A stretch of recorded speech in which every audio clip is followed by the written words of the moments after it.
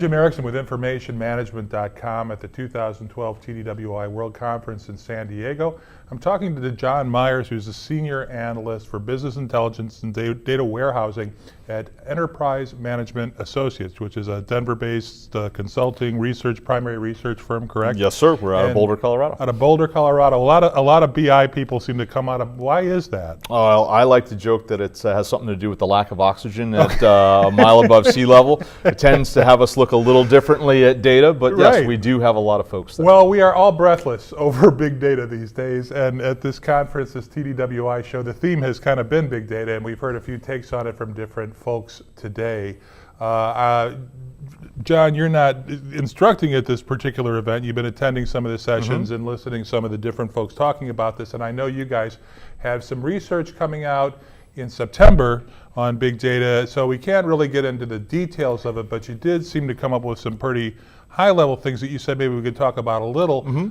And one of them that really struck me right off the bat was you said in your research you were finding that the number one production use currently for people you were talking to about their use of big data as defined by yourselves or them, I guess, is not that that surging number crunching exploration ad hoc type of purpose that we sort of associate with this voluminous hyper processing, right? That is correct. Okay. The most significant answer that we got out of our preliminary research so far is more of an operational perspective, where they're using a NoSQL, a Hadoop, maybe even something that might be established, a high-end relational database, in terms of supporting their operations. And we see this in terms of social media companies, finance organizations, telecommunications organizations, where latency becomes very, very important. Right. And it's not just the pile of data, but it's how quickly you can act on those particular sets. Okay, so in that operational construct then, what would be a reason to do that? What would you be trying to serve that up for? Well, it's kind of interesting that over time we've learned that when people interact with either a mobile site or with a website, you've got roughly about 1/10 of a second to hold their attention. The internet. And now you are looking to meet your query response or your data store response within that time frame, and the database doesn't just get that 1/10 of a second. The whole application gets that 1/10 of a second. So we're seeing a lot of NoSQL big data operational pieces that are being able to, say, serve up an offer for geolocation, whether it be location-based services or other, or we're looking at people being able to bring up recommendations, things of that nature. So kind of the traditional eBay, Google, Yahoo type of thing, where we're saying we need to get the right presentation up to the them. Amazon next best offer kind of thing, all Yes, that kind of stuff. Okay, well that kind of raises a question. You're talking about alacrity or speed here now, which sometimes we associate with in-memory databases or main memory data, I shouldn't say databases, to say that, is that big data? Is that a dimension of big data, or are we talking about something else? Well, I would say that a lot of our respondents are doing a disk-based data store approach as opposed to an in-memory data store approach. But I have seen, particularly within the finance industry, where you're talking about trades, where you're talking about automated trading, you talk about fraud detection in a credit card.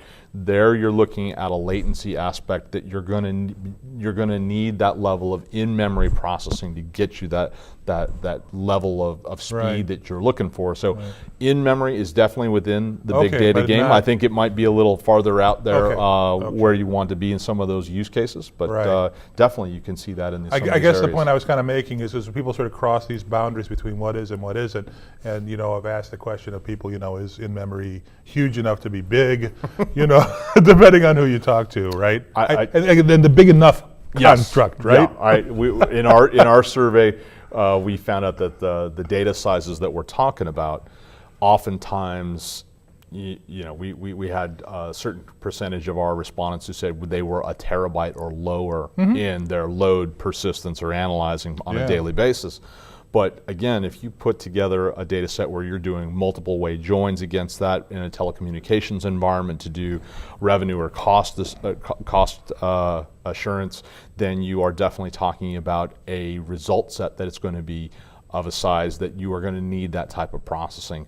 And so, yes, I would agree that, yes, it's big enough to be big. Ginormous, I believe, is one parameter. There you go. It's not a V, but it seems to be one of the parameters. Well, I guess what's interesting is, and what you're sort of alluding to, and we haven't seen it yet, and I can't, but but you're suggesting that sort of the production side of this is really starting to become very real. Mm-hmm.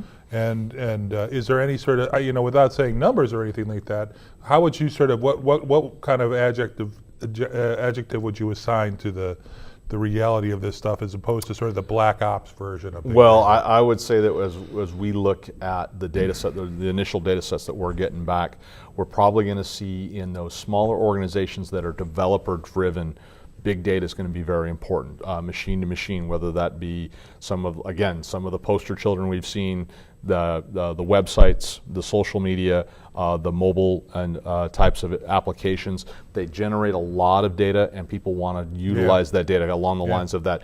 Data is the new oil. They are the people that have the relatively quick stores to get at it. Yeah. And now they're starting to refine it into the things that they need. Right. The next steps down we're going to see are probably as we get data from logistics, from transportation, from some of these different areas, then their data flows are going to start coming up, and we'll start to see big data move into those industries as well. Got it. Okay, well, it's nice to see there are a few parameters. We don't have to take a totally literal take on this. Correct. But we'll definitely be looking forward to those survey results from Enterprise Management Associates and John Meyers, who is the Senior Analyst for Business Intelligence at Data Warehousing. With that outfit, I'm Jim Erickson with Information Management at the TDWI World Conference in San Diego.